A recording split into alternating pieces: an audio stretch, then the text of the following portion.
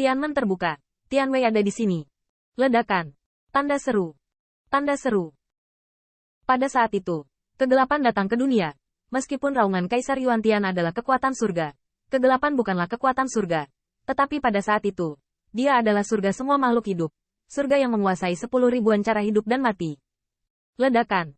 Kegelapan tanpa batas melonjak masuk, dan iblis Yue Kong sepertinya melihat hantu yang tak terhitung jumlahnya di dalamnya. Dan bahkan pemandangan yang dia lihat di cermin hati, yang merupakan mimpi buruk yang tak terlupakan. Yao Yue Kong berpikir bahwa dia telah melupakannya dan mengalahkannya. Tetapi ketika kegelapan melonjak lagi, tampaknya kegelapan yang telah mengalahkan itu memberitahunya bahwa bukan dia yang menang. Hanya saja kegelapan yang dia lihat. Masih belum cukup putus asa. Kegelapan melewati tubuh, dan serangkaian hantu tampaknya merobek daging dan darah dari tubuh Demon Yue Kong. Berpesta dengan mereka, dan lebih banyak cakar roh jahat melewati dadanya, seolah mencungkil jantungnya. Meskipun hantu ini tidak benar-benar merobek daging dan darah Demon Yue Kong, tempat di mana hantu itu bersentuhan, kulit Demon Yue Kong yang membuat wanita iri dan iri tiba-tiba menjadi abu-abu, seperti kayu mati dan pohon yang membusuk, tanpa kecemerlangan, dan setiap inci itu retak. Tidak hanya itu, setiap inci yang ditarik hantu 1 inci, kekuatan Demon Yue Kong sepertinya diserap, dan bahkan Demon Moon yang abadi di tubuhnya sudah diselimuti kegelapan, dan akan sulit baginya untuk memancarkan sedikit bunga bulan ke menyembuhkan dirinya sendiri. Yao Yue Kong putus asa. Dia seharusnya sudah memikirkannya sejak lama. Dia memiliki Immortal Demon Moon, dia memiliki Blood Moon Round Blade, dan sebagai murid dari Black Ancestor, Kaisar Yuantian secara alami juga memiliki kartu truf. Yao Yue Kong awalnya berpikir bahwa dengan mengandalkan brokat surgawi, dia bisa selamat dari bencana ini. Tapi siapa sangka?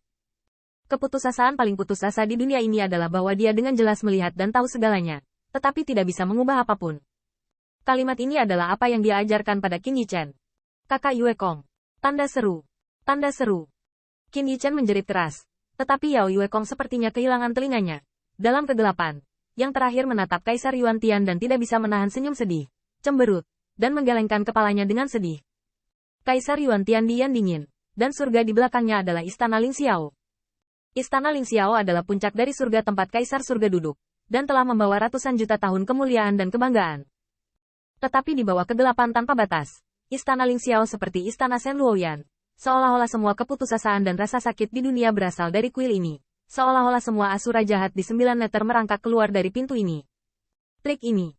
Wajah Kezen, yang terjebak dalam jaring Tianluo, seperti abu.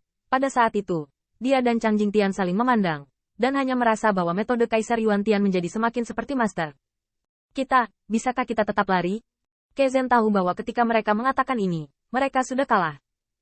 Namun, metode Kaisar Yuantian sangat mematikan, dan jika kedua kaisar bergabung, jika mereka bertarung untuk harga kematian, tampaknya mereka bisa menghancurkan jaring langit. Chang Jingtian dapat merasakan bahwa permaisuri Zia sepertinya baru saja mendapatkan jaring Tianluo, dan dia melakukan pengorbanannya dengan sangat tergesa-gesa. Selain itu, yang terakhir hanyalah kesempurnaan kaisar yang luar biasa. Namun, mereka sepertinya terlambat untuk menyelamatkan Qin Yichen. Dan jika mereka tidak melarikan diri, istana surgawi ini akan berdiri, dan gerbang surgawi akan terbuka lebar. Saya takut bahkan mereka dapat ditelan. Tetapi jika mereka melarikan diri, mereka masih tidak bisa menyelamatkan Qin Yichen. Tidak peduli bagaimana mereka memilih, mereka akan kalah, dan Daosin mereka akan gemetar. Dalam kehidupan ini, mereka sepertinya tidak berani menghadapi Yuan Tiandi lagi, dan tidak berani menghadapi Yuan Tiandi yang berdiri dengan bangga di bawah istana kegelapan. Miliaran waktu, saya belum pernah melihat Kaisar Cao Tian menghancurkan istana Ling Xiao seperti ini. Dalam kegelapan, raungan menyakitkan Yao Yue Kong sulit untuk ditekan, sampai Qin Yichen ditelan ke dalam kegelapan, dan dia mendengarnya dengan samar. Namun, dalam kegelapan, mereka sulit untuk melindungi diri mereka sendiri. Mereka seperti tidak bisa tidur. Jadi bagaimana mereka bisa menyelamatkan rekan mereka? Raksasa Kaisar sudah diam pada saat ini, dan mereka akhirnya mengerti bahwa Kaisar Yuantian melakukan pertempuran besar. Gambarannya secara alami sangat besar.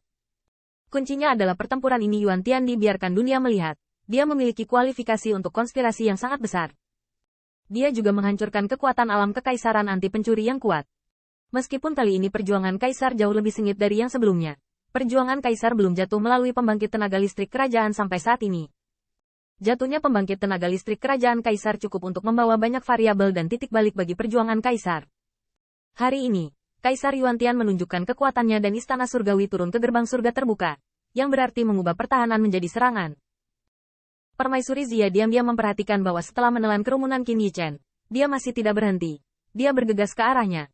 Seolah-olah dia tidak akan membiarkan kegelapan dua Kaisar Canjingtian pergi. Dia juga terdiam.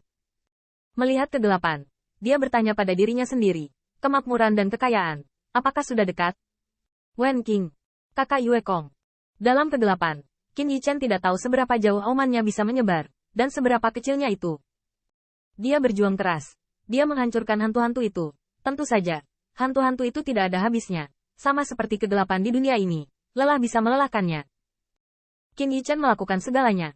Untungnya dia selalu dalam 10 langkah dari Putri Wenxing setelah lama mencari. Dia akhirnya meraih kucing yang pergi bersamanya dalam kekacauan. Keduanya tenggelam ke dalam kegelapan. Bahkan jika mereka berpelukan erat.